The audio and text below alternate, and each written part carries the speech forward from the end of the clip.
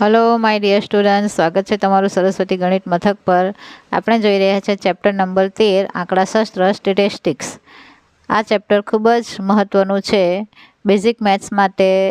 આ ચેપ્ટરમાં બોર્ડમાં તે 16 માર્કનું પૂછાય છે। જનરલ વિકલ્પ સાથે 16 માર્કનો પ્રશ્ન પૂછાય છે। તો એક એક પ્રશ્ન ખૂબ ધ્યાનથી તમે જોજો, દરેકે દરેક સૂત્ર ખૂબ ધ્યાનથી સમજી લેશો તો આ ચેપ્ટરમાં તમને પાસિંગ માર્ક્સની નજીક તમે આ ચેપ્ટર તમને પૂરું આવડશે તો તમે પહોંચી જશો। તો આપણે જોઈ રહ્યા છે 13.1 સ્વાધ્યાય। તો આજે જોઈએ 13.1નો પ્રશ્ન નંબર 4। એક હોસ્પિટલમાં ડાક્ટરે 30 મહિલાઓની શારીરિક તપાસ અને પ્રતિ મિનિટ હૃદયના ધબકારાની નોંધ કરી તથા નીચે પ્રમાણે સારાંશ તૈયાર કર્યો। યોગ્ય રીત પસંદ કરીને આ મહિલાઓના પ્રતિ મિનિટ હૃદયના ધબકારાનો મધ્યક શોધો। હવે આપણને રકમમાં આપેલું છે પ્રતિ મિનિટ હૃદયના ધબકારાની સંખ્યા, તેના વર્ગો છે 65 થી 68 હોય તેવા ધબકાર, એટલા ધબકાર હોય તેવા મહિલાઓની સંખ્યા 2, 68 થી 71 ધબકાર હોય એવી મહિલાઓની સંખ્યા 4, એ રીતે 71, 74, 74, 77, 77, 80, 83, 83, 86 આ વર્ગો આપેલા છે અને આવૃત્તિ આપેલી છે 2, 4, 3, 8, 7, 4, 2।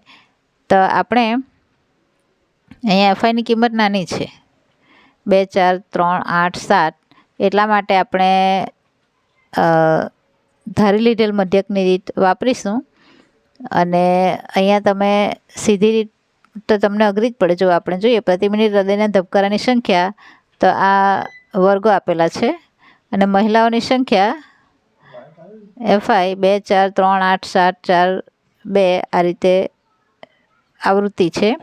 મધ્ય કિંમત જોઈએ તો 65 અને 68ના સરવાળાનું અડધું કરીએ તો આપણને મળે 66.5 અથવા 65 અને 68ની વચ્ચે મળે છે 66.5। 3 વર્ગ લંબાઈ છે એટલે આપણે 65માં 3નું અડધું દોડ ઉમેરીએ એટલે આપણને મધ્ય કિંમત મળે, અથવા 68માંથી 3નું અડધું દોડ બાદ કરીએ એટલે સેન્ટરમાં 66.5। હવે 3ની વર્ગ લંબાઈ છે, જો સેમ વર્ગ લંબાઈ છે બધી, તો અહીંયા આપણે દરેક પહેલી મધ્ય કિંમત શોધાઈ જાય, પછી 3 ઉમેરતા જાય તો આપણને આગળની મધ્ય કિંમત મળતી જાય। 66 ને 3 69 ને 3 72 ને 3 75 ને 3 78 ને 3 81 ને 3 84।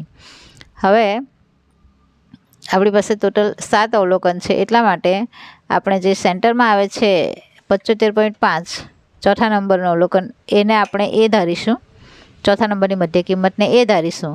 તો એ વર્ગમાં જે એટલે એ આપણો મધ્યક વર્ગ કયો થયો 74 77, એ વર્ગમાં જે ડીઆઈના ખાનામાં એ વર્ગમાં આપણે 0 મૂકવાનું અને પછી ડીઆઈ બરાબર એક્સઆઈ માઇનસ એ, એટલે એક્સઆઈ માઇનસ એ આપણે કરીએ 66.5 ઓછા 75.5 એટલે -9, 69.5માંથી 75.5 એટલે -6, 72.5માંથી 75.5 એટલે -3, 75.5 ઓછા 75.5 એટલે 0, 78.5માંથી 75.5 બાદ કરીએ તો ધન 3, 81માંથી 75 એટલે 6 અને 84માંથી 75 એટલે 9। આ રીતે આપણને ડીઆઈ મળે છે। હવે આમાં યુઆઈ આનાથી પણ સરળ પડે। યુઆઈ તમે ધારો અહીંયા યુઆઈ બરાબર એક્સઆઈ માઇનસ એ છેદમાં એચ, તો અહીંયા એ તો આપણે આ ધારવાનો જ છે, અહીંયા 0 મૂકીને -1, -2, -3, 1, 2, 3 મૂકી દેવાનું અને પછી એફઆઈ યુઆઈ કરી દેવાનું। પણ આપણે ધારી લીધેલ મધ્યકની રીત પણ એની પણ પ્રેક્ટિસ કરવાની છે, એટલા માટે આપણે એ રીતે ગણેલો છે દાખલો। તો 9 દુ 18 એફઆઈ ડીઆઈ, 9 દુ 18 માઇનસ, 6 ચોક 24 માઇનસ, 3 તાળી 9 માઇનસ, 8 ગુણ્યા 0 0, 7 તાળી 21 ધન, 4 છંગ 24 ધન, 2 નવામ 18 ધન। હવે એફઆઈડીઆઈ, તો સિગ્મા એફઆઈડીઆઈ એટલે ઋણનો સરવાળો અલગ કરીએ, ધનનો સરવાળો અલગ કરીએ। તો અહીંયા 18 ઋણ છે અને 18 ધન પણ છે, એટલે એ આપણે એ ઉડી જાય એટલે 0 થાય। ઋણ 24 ધન 24 એ પણ ઉડી જાય, તો બાકી રહે છે આપણી પાસે ઋણ 9 અને ધન 21, એટલે 21 ઓછા 9 કરીએ તો આપણને મળે છે 12। એ છે આપણો સિગ્મા એફઆઈ ડીઆઈ। અને સિગ્મા એફઆઈ છે 30, અહીંયા 30 મહિલાઓની શારીરિક તપાસ આપણે આગળ કીધું જ છે, એટલા માટે અહીંયા એફઆઈ આપણે સરવાળો કરતાં પણ 30 જ મળે। હવે આપણે સૂત્રમાં કિંમત મૂકી દઈએ। મધ્યકનું સૂત્ર છે x બાર બરાબર a plus sigma f i d i છેદમાં સિગ્મા એફઆઈ। જો આપણું સિગ્મા એફઆઈ યુઆઈ હોય તો ગુણ્યા એચ કરવું પડે. FI/DI છે એટલા માટે આપણે ગુણ્યા એચ કરવાનું રહેતું નથી. હવે એ એટલે આપણે ધારી લીધેલ મધ્યક છે 75.5 વત્તા સિગ્મા FI/DI 12 લખીએ છેદમાં સિગ્મા FI 30. હવે અહીંયા આપણે ભાગ ઉડાડીએ તો 3 ભાગ ચાલે 12 અને 30 અને તેમ જ રાખવાનું. 4 તાલી 12 અને 10 તાલી 30, તેમાં 3 ઉડાડી દે એટલે ઉપર એ છે 4, નીચે 10. એટલે 4/10 એટલે શું થાય 0.4 એટલે 75.5 વત્તા 0.4 બરાબર મળે છે આપણે 75.9. આમ તપાસ કરેલ મહિલાઓના પ્રતિ મિનિટ હૃદયના ધબકારાનો મધ્યક 75.9 છે. હવે છે પ્રશ્ન નંબર 5. એક છૂટક વેચાણ બજારમાં ફળ વેચનારાઓ બંધ ખોખાઓમાં કેરીઓ વેચી રહ્યા હતા. આ ખોખાઓમાં કેરીઓ જુદી જુદી સંખ્યાઓમાં હતી. ખોખાઓની સંખ્યાના પ્રમાણમાં કેરીઓનું આવૃત્તિ વિતરણ નીચે પ્રમાણે હતું. તો કેરીઓની સંખ્યા, ખોખાઓની સંખ્યા. કેરીઓની સંખ્યા છે 50 થી 52, 52 થી 53, 56 થી 58, 59 થી 61 અને 62 થી 64. હવે ખોખાઓની સંખ્યા છે તો 50 થી 52 કેરી હોય તેવા 15 ખોખા છે, 53 થી 55 કેરી હોય તેવા 110 ખોખા છે, 56 થી 58 કેરી હોય તેવા 135, એ જ રીતે 59 થી 61 ખોખા હોય તેવા 59 થી 61 કેરી હોય તેવા 115 ખોખા છે અને 62 થી 64 કેરીઓ હોય એવા 25 ખોખા છે. બંધ ખોખામાં મૂકેલ કેરીઓની સંખ્યાઓનો મધ્યક શોધો. મધ્યક શોધવા માટે તમે કઈ રીત પસંદ કરી હતી? હવે અહીંયા આપણે પદ વિચલનની રીતનો ઉપયોગ કરીશું કેમ કે આપણી પાસે ખોખાઓની સંખ્યા જે આપણી આવૃત્તિ છે એ મોટી છે. તો કેરીઓની સંખ્યા 50, 52, 53, 55, 56, 58 આ ખોખાઓની સંખ્યા છે. આવૃત્તિ આપણી જે આપણે રકમ આપેલી છે. મધ્ય કિંમત જોઈએ તો હવે અહીંયા તમે જોજો દરેક દાખલામાં જોયું તેનાથી અહીંયા ડિફરન્સ શું છે. 50 થી 52 પછી 53 થી 55 છે. એટલે કે અહીંયા વર્ગ લંબાઈમાં આપણે ઉર્ધ્વસીમાનો પણ ઉપયોગ કરી લેવાનો છે. એટલે કે જેમાં ઉર્ધ્વસીમા પણ સમાઈ જાય તેવા વર્ગો છે આ. એટલે કે અસતત વર્ગ કહેવાય આને.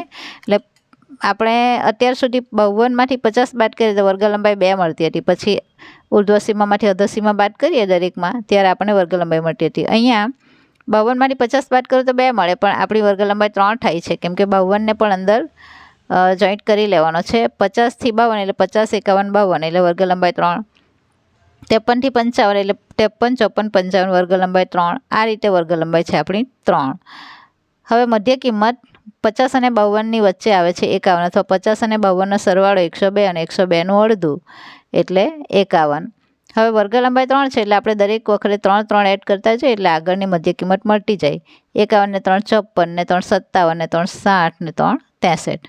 હવે વચ્ચે છે 57 એટલા માટે આપણે 57ને એ ધારીએ.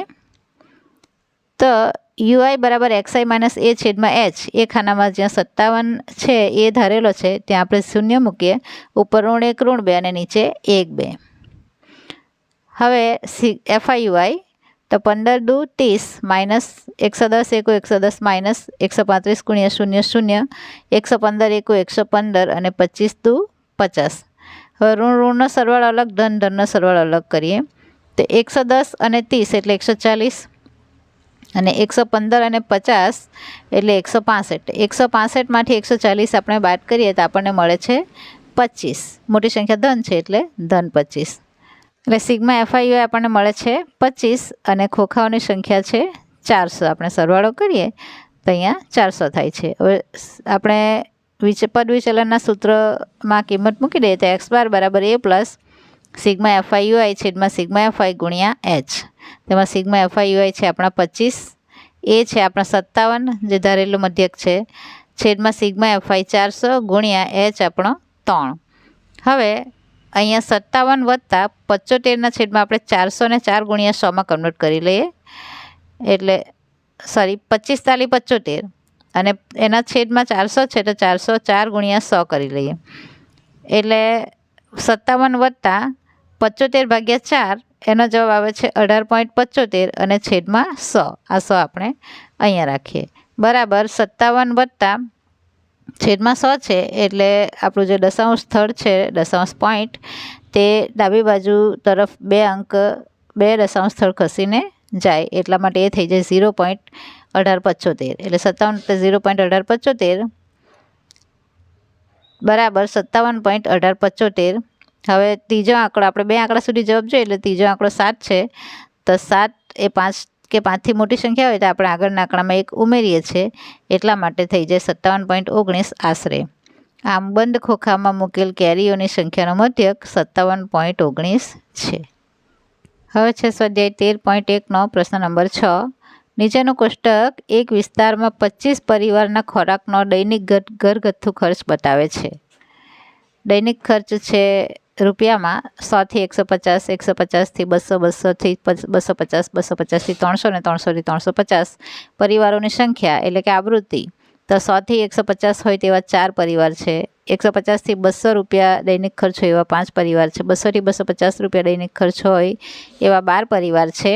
તે જ રીતે 250 થી 300 પરિવાર દૈનિક ખર્ચ રૂપિયા હોય એવા 2 પરિવાર છે અને 300 થી 350 રૂપિયા હોય ખર્ચ એવા 2 પરિવાર છે. પરિવારના ખોરાક પરના દૈનિક ઘરગથ્થુ ખર્ચનો મધ્યક યોગ્ય રીતનો ઉપયોગ કરીને શોધો. અહીંયા આપણને 100 થી 150 એટલે આપણને વર્ગ લંબાઈ કેવી મળવાની 125 એટલે કે મોટી વર્ગ લંબાઈ મળવાની. તો આપણે અને વર્ગ લંબાઈ સરખી છે 50-50નો ગાળો છે એટલા માટે આપણને પદ વિચલનની રીત એકદમ સરળ પડશે. તમે ધારેલા મધ્યકની રીતે પણ કરી શકો અને એ રીતે પણ કરજો. આપણે અહીંયા પદ વિચલનની રીતનો ઉપયોગ કરીએ તો ખર્ચ છે વર્ગમાં આપેલો એ આપણે અહીંયા લખી દીધો. રકમ આપેલી છે પરિવારની સંખ્યા એટલે આવૃત્તિ FI એ પણ લખી દીધી. મધ્ય કિંમત XI તો 100 થી 150ની વચ્ચે આવે છે 125 અથવા 100 અને 150નો સરવાળો 250 તેનું અડધું કરીએ 2 ભાગીએ એટલે 125 મળે. 150 થી 200 એટલે 200 અને 150નો સરવાળો તો 350, 350 તેને 2 વડે ભાગીએ એટલે મળે 175. અથવા પહેલી મધ્ય કિંમત આપણને મળી ગઈ છે 125, તેમાં આપણે 50 ઉમેરતા જઈએ એટલે મળે 175. એમાં 50 ઉમેરીએ એટલે 225, એમાં 50 ઉમેરીએ એટલે 275 અને 50 ઉમેરતા 325. હવે આપણે એ ધારવાનો છે તો જે વચ્ચે છે ત્રીજા નંબર પર એને એ ધારીએ 225. એ બરાબર 225 આપણો ધારી લીધેલો મધ્યક છે. UI બરાબર XI માઇનસ A છેદમાં H. તો અહીંયા એ વાળી લાઈનમાં આપણે UIના ખાનામાં 0 મૂકીએ અને ઉપર -1, -2, નીચે 1 અને 2. હવે FI UI કરીએ તો FI અને UIનો ગુણાકાર 4 દુ 8 માઇનસ 5 એકુ 5 માઇનસ 12 ગુણ્યા 0 0, 2 એકુ 2 2, 2 દુ 4. ઋણનો સરવાળો અલગ 8 ને 5 13 માઇનસ અને 4 ને 2 6 ધન. તો 13માંથી 6 જાય તો મળે છે આપણને 7. મોટી સંખ્યા ઋણ એટલે ઋણ 7. અને અહીંયા પરિવારોની સંખ્યા છે FI 25 જે આપણને ઉપર કહી દીધું છે અને સરવાળો પણ 25 જ આવે. હવે આપણું સૂત્ર છે પદ વિચલનની રીતને x બાર બરાબર A plus sigma FI UI છેદમાં સિગ્મા FI ગુણ્યા H. તેમાં આપણે આ બધી કિંમત મૂકી દઈએ તો આપણો A છે ધારેલો મધ્યક 225 વત્તા સિગ્મા FI UI છે -7 તો -7 મૂકીએ છેદમાં સિગ્મા FI 25 ગુણ્યા H આપણી 50 વર્ગ લંબાઈ 100 થી 150, 150 થી 200 એટલે 50-50નો ગાળો છે. હવે અહીંયા આપણે 25 દુ 50 આસાનીથી ઉડી શકે તો ઉપર એ જે છે -7 ગુણ્યા 2 એટલે 7 દુ 14 માઇનસ આ વત્તા ઓછા ઓછા થઈ જાય એટલે 225 ઓછા 14 બરાબર મળે છે 211. આમ પરિવારના ખોરાક પરના દૈનિક ઘરગથ્થુ ખર્ચનો મધ્યક છે ₹211. આ પ્રશ્ન બોર્ડમાં આગળ પણ ઘણીવાર પૂછાઈ ગયો છે અને હજી પણ પૂછાવાના ચાન્સીસ. એટલે આ પ્રશ્ન તમે ખૂબ ધ્યાનથી કરજો અને એકદમ સહેલો પ્રશ્ન છે. અને આગળ જે આપણે ધારી લીધેલા મધ્યકની રીતે પ્રશ્ન કર્યો એ પણ તમે પ્રેક્ટિસ માટે પદ વિચલનની રીતનો ઉપયોગ કરીને કરજો. કેમ કે જો પરીક્ષામાં પૂછાય અને કહ્યું ન હોય કે ધારી લીધેલા મધ્યકની રીતે કરો તો આપણને પદ વિચલનની રીતે એકદમ સરળ પડશે. તો એ રીતે પ્રેક્ટિસ કરી લેજો. તો હવે પછીના વિડીયોમાં આપણે આગળના પ્રશ્નની ચર્ચા કરીશું. ત્યાં સુધી આવજો વિદ્યાર્થી મિત્રો. જય માં સરસ્વતી.